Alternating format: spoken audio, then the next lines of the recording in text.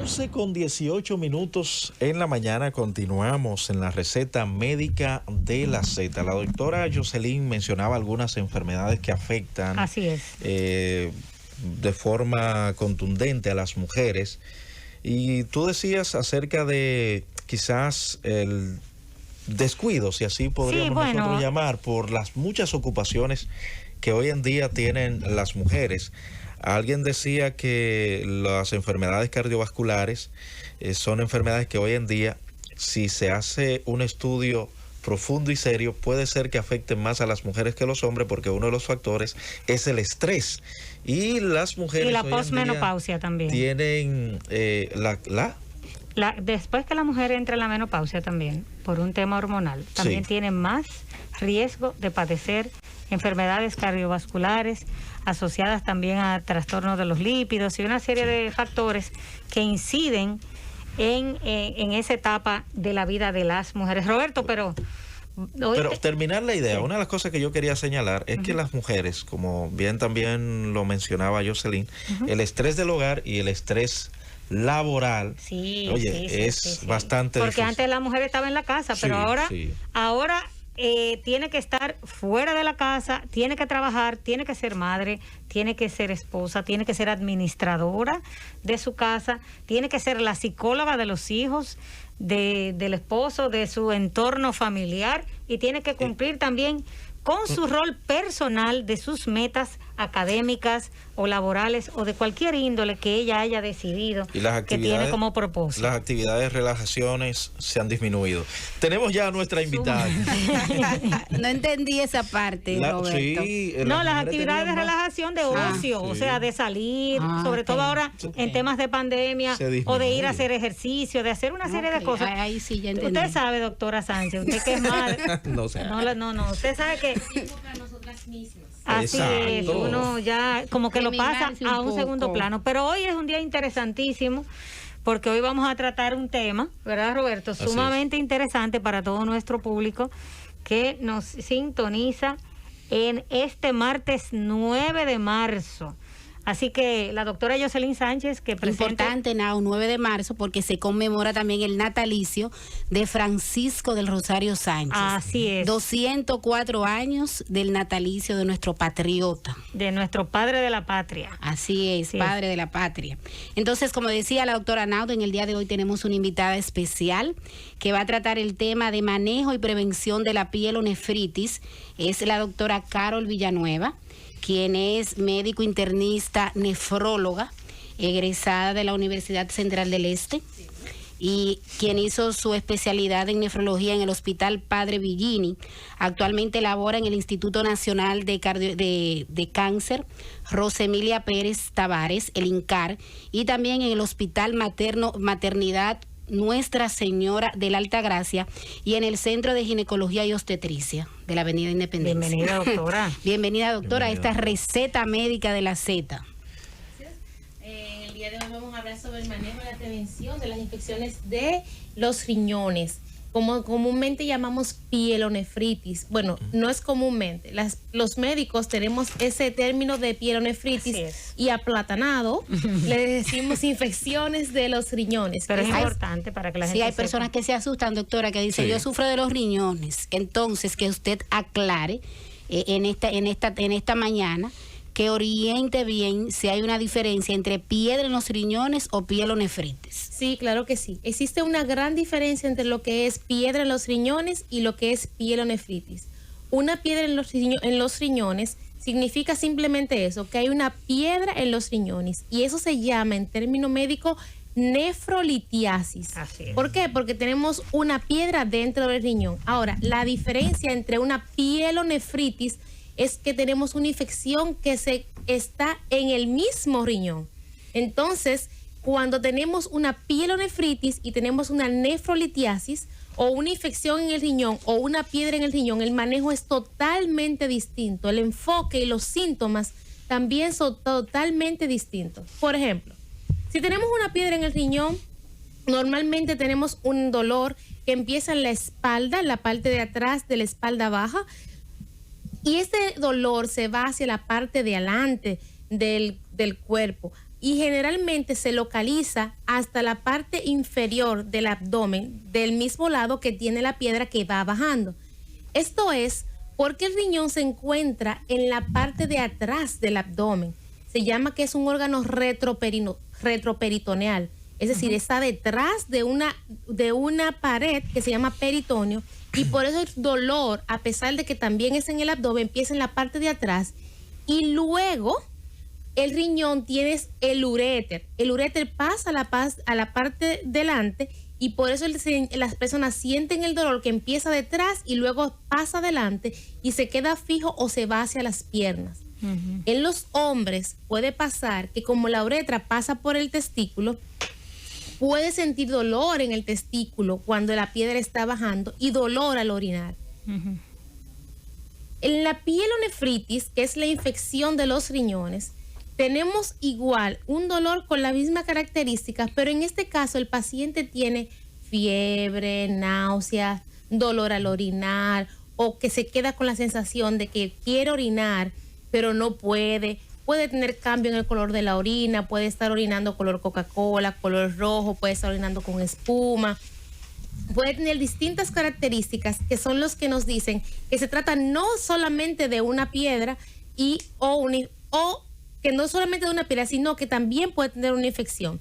¿Y cuáles son las causas, doctora? No, yo te iba a decir, ¿cómo puede llegar una persona a tener una infección en el riñón? O sea, ya no estamos hablando de infección de la orina, sino en el riñón. ¿Cómo es eso? Mira, en la mujer, como hablaban hace un rato, que una de las 7 enfermedades más importantes en la mujer es la infección de vía urinaria, se diferencia en el hombre, porque en la mujer puede ser que lo que ocurra es que tenga una infección vaginal o porque tenga una relación sexual muy intensa, muy intensa, que irrite la uretra, o que cuando la mujer vaya defeque, ella limpie de atrás hacia adelante, entonces se coloniza la vejiga urinaria y de forma ascendente viene siendo como que los microorganismos utilizan como escalera la uretra, llega la infección al riñón. Esa es una de las causas más comunes de cómo se infecta el riñón. Hay otras formas de cómo se infecta.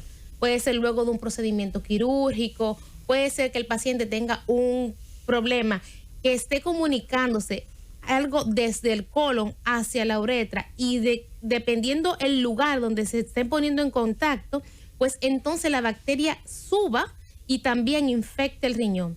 También hay procesos que provocan, por ejemplo, que si a un paciente se le está haciendo un procedimiento para la vejiga y se le introduce un catéter y el catéter o en el procedimiento había algún tipo de infección, pues entonces se puede infectar directamente el riñón. Esas son las causas de infecciones directas del riñón. Hay muchísimas otras causas, muy bien, pero esas son las más frecuentes. Doctora Villanueva, ¿los síntomas de esas infecciones en los riñones son iguales tanto en los hombres como en las mujeres? Y si una de esas infecciones en una mujer embarazada puede provocar un aborto. Claro que sí. Es una de las causas de aborto en las mujeres embarazadas. Por eso una persona que tiene una mujer que tiene una pielonefritis debe ser tratada. Generalmente la tratamos ingresada por el manejo que debe de tener antibioterápico para que llegue directamente al riñón y las mujeres embarazadas tienen no podemos utilizar todo tipo de medicamentos para ese tipo de mujeres porque pueden hacerle daño a su bebé. Ok, muy bien. Entonces, ¿los síntomas son tanto en las mujeres como en los hombres son los mismos? No, ya yo iba solamente por las causas de las mujeres y de los... Pero no terminé de explicarle cuáles eran las causas que podían provocar en los hombres. Adelante. En los hombres igual, las relaciones sexuales anales sin preservativos son una de las causas más frecuentes de infección del tracto urinario. Pero en los hombres, en las personas mayores, una de las causas más frecuentes son problemas que tenga en la próstata, porque la uretra pasa por la próstata y al estar con un problema, estar inflamada por la próstata, pues inflama la uretra en ese nivel, a ese lugar, y entonces provoca infección de vías urinarias en los hombres. En los niños los niños varones que tienen infección de vías urinarias, a veces hay anomalías congénitas que provocan infecciones de vías urinarias. Las anomalías con las que esos niños nacen puede ser que la uretra esté ubicada en la parte posterior, donde debe de estar normalmente insertada, o que la abertura de la uretra no esté adecuada, es decir, que se quede ligeramente abierta, y ese ligeritamente abierta hace que las bacterias puedan pasar y provocar infecciones de vías urinarias. Esos son los varones. Normalmente un varón entre los 12 y 60 y 50 años no debe de presentar infecciones de vía urinaria, a menos que tenga hábitos sexuales que no sean adecuados, sin preservativos. Pero normalmente un hombre no debe de tener ese tipo de infección. Exacto. Okay. Entonces, sí, es más frecuente en la mujer. Por eso es más frecuente en las mujeres. Exacto.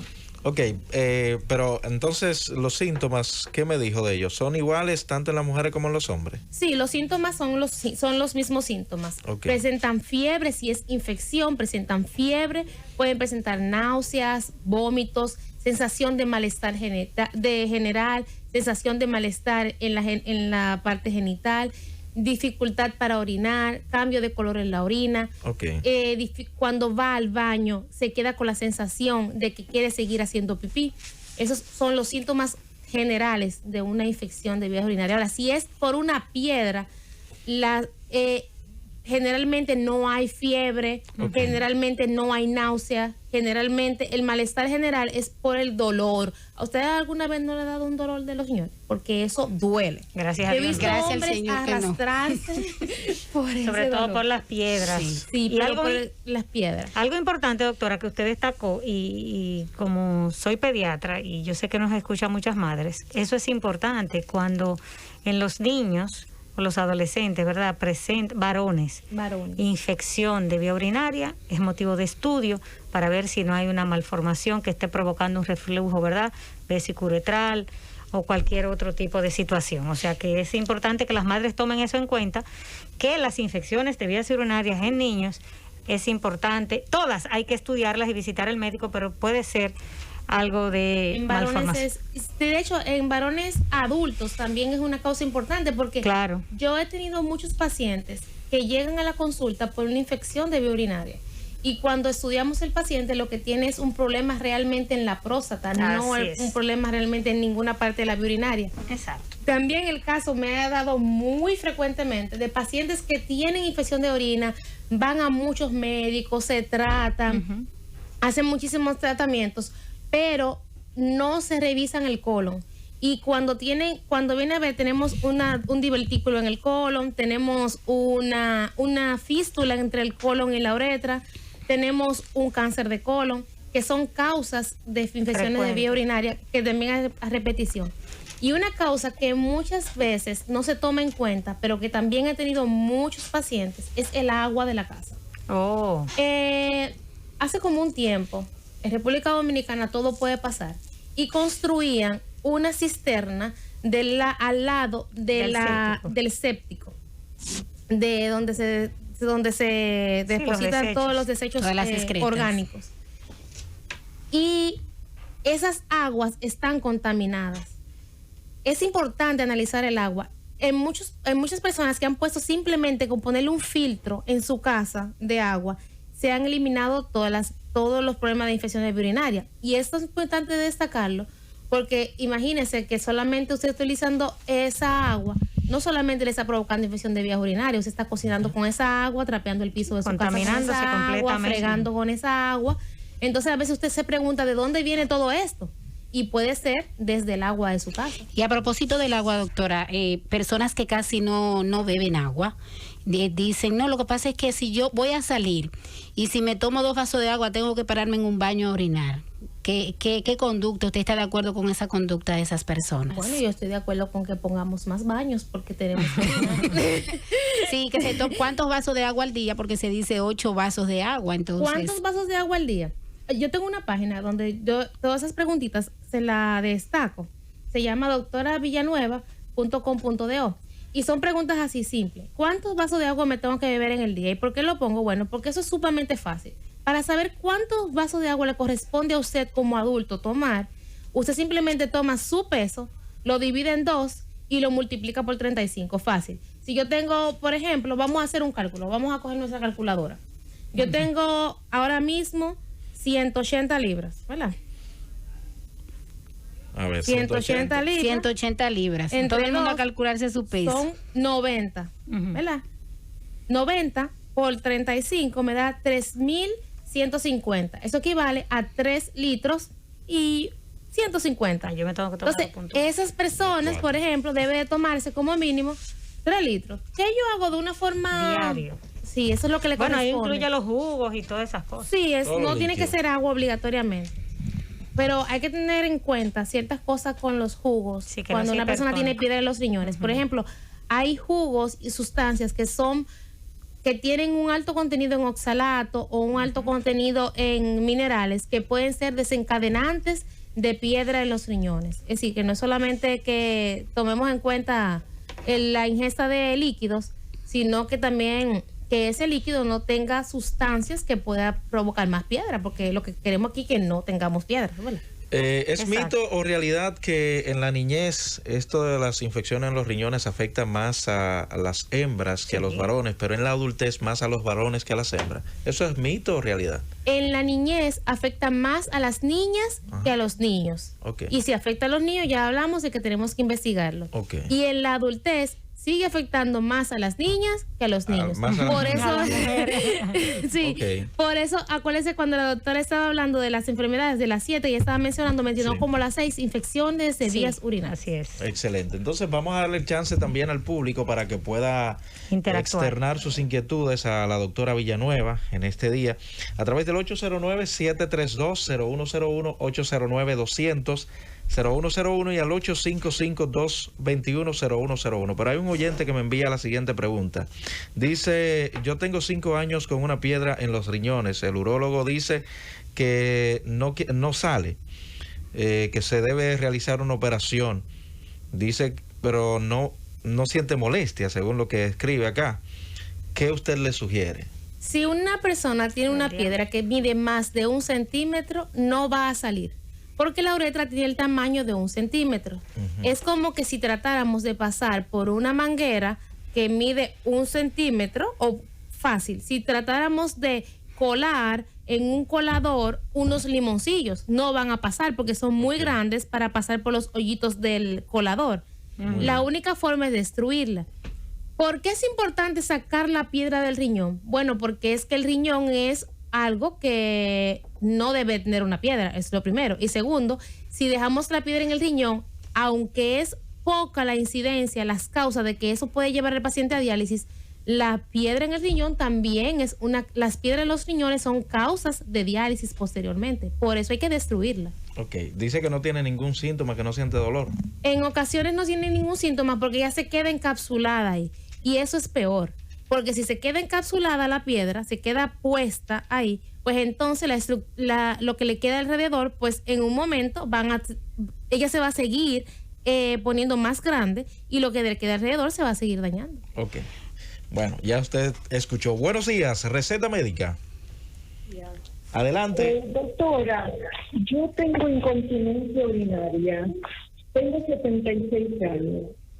Aconsejan operar, pero doctora, le ponen una malla que no es beneficiosa para la salud, es contaminante.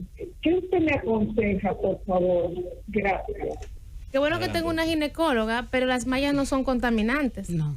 Para nada son contaminantes. Al contrario, si no tienen la malla, la vejiga siempre va a estar baja y por ende va a tener siempre infecciones de vías urinarias recurrentes.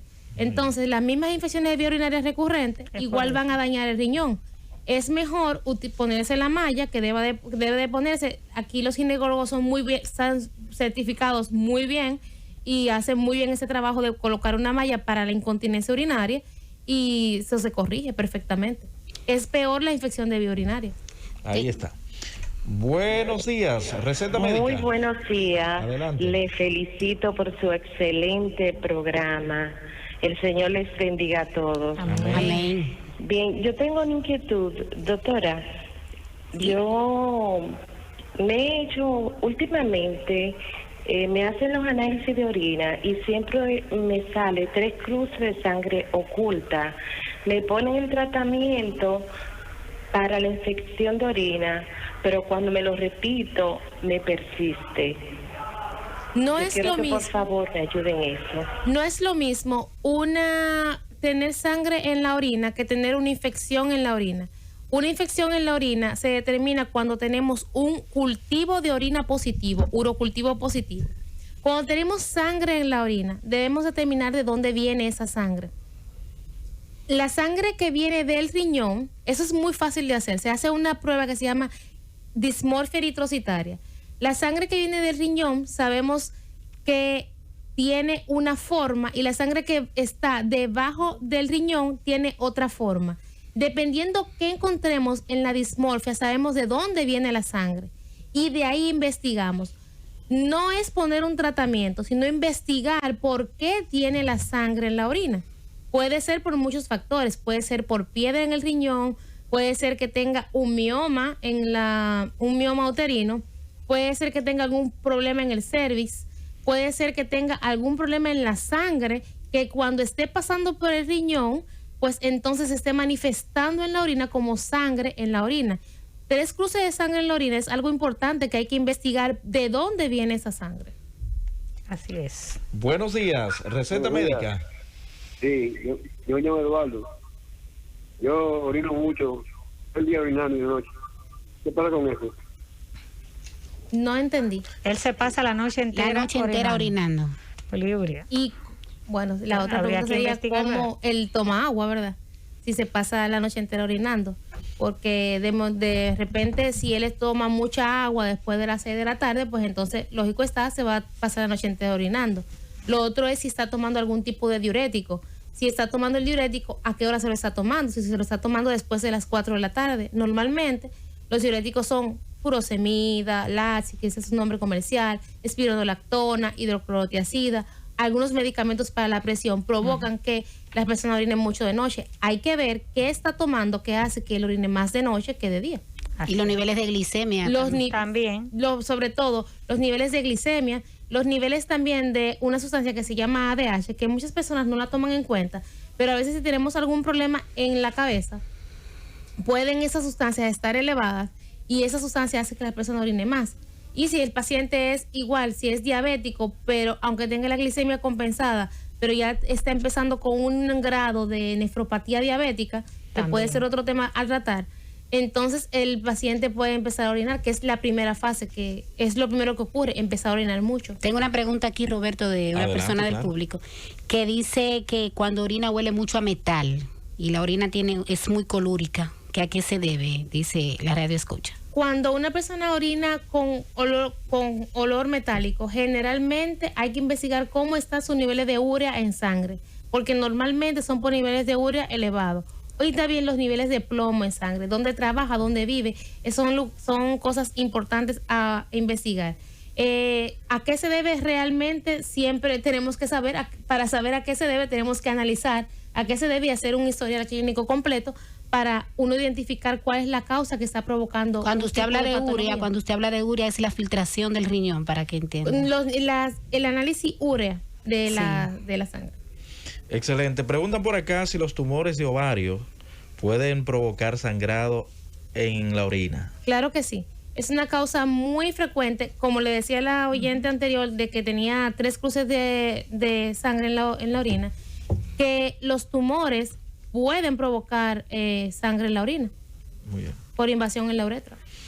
Buenos días, receta médica. Sí, buenos días. Adelante.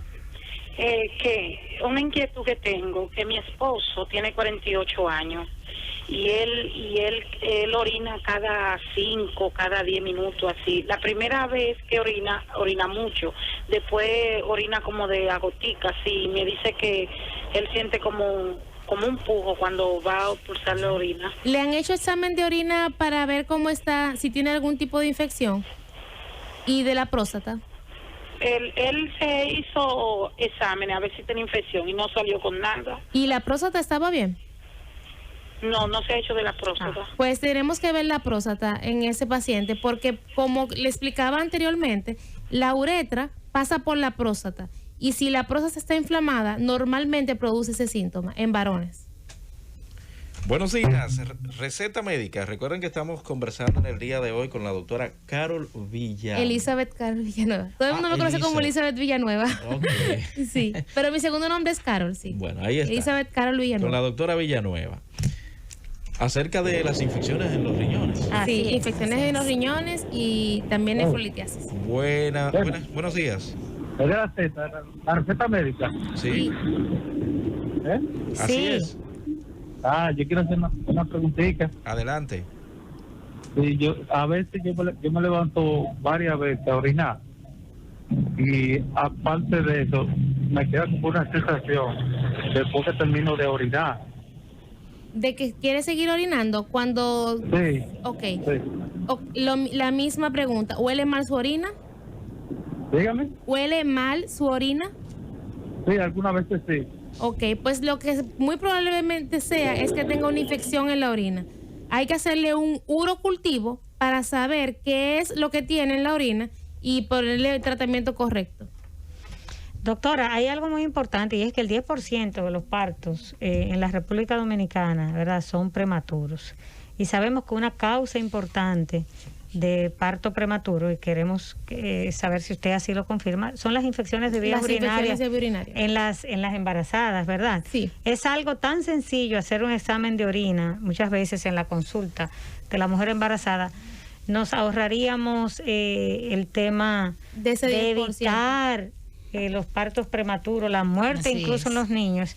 Y además del importante gasto que implica para el sistema sanitario ese tipo de patologías. No solamente nos ahorraríamos el gasto sanitario, no solamente nos ahorraríamos el parto prematuro, sino también la insuficiencia renal. Así es. Cuando tenemos un paciente que nace prematuro, pues no nace con la cantidad de nefrona suficiente. La nefrona es lo que hace que el riñón funcione. Si el parto es prematuro, tiene predisposición la persona a tener insuficiencia renal en la adultez. Por eso es importante en una mujer embarazada hacer los cultivos de orina y hacer los exámenes de orina frecuentes. En una paciente embarazada, a propósito de que usted labora en la principal maternidad del país, en las embarazadas esto se presenta de forma sintomática, las infecciones de orina. ¿En qué porcentaje vemos esta paciente embarazada que quizás a veces llegan hasta término del embarazo y no saben que están cursando con una infección en la orina? Entre un 10 a un 15% de las mujeres embarazadas cursan con una infección de vías urinarias asintomáticas. Oiga, Roberto, de un 10 a que no dan 15%. Que no dan sintomatología. Entonces esa es la importancia de acudir a sus chequeos prenatales y que nosotros como ginecostetra de forma oportuna le hagamos un cultivo de orina a esas pacientes. Claro que sí. Excelente. Nos vamos a una pausa, pero al regreso continuaremos conversando con la doctora Elizabeth Carol Villanueva, que es médico nefróloga, acerca de estas infecciones en los riñones. Cundo, llévatelo. La receta médica de la Z.